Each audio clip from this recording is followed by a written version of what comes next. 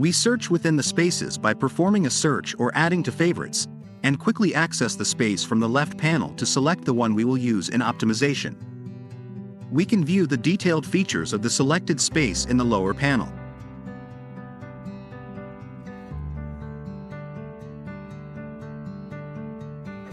If you wish, you can filter the types of areas you want to see on the left panel using the filtering icon.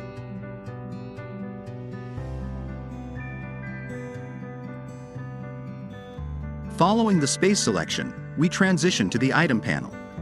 From this panel, we include the items we plan to load during the shipment.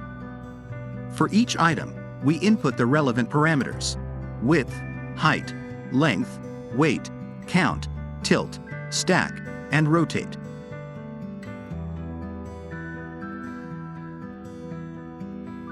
By clicking the Load button at the bottom right, we execute the algorithm, and the most optimized loading results are displayed in our scene.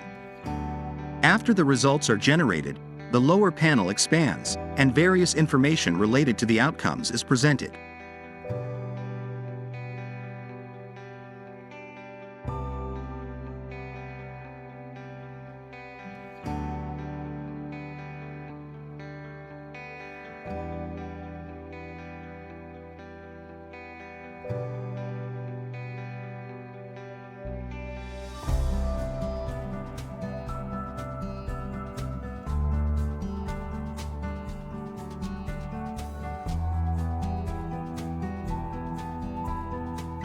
On the left panel, we can view loaded and unloaded items separately for each.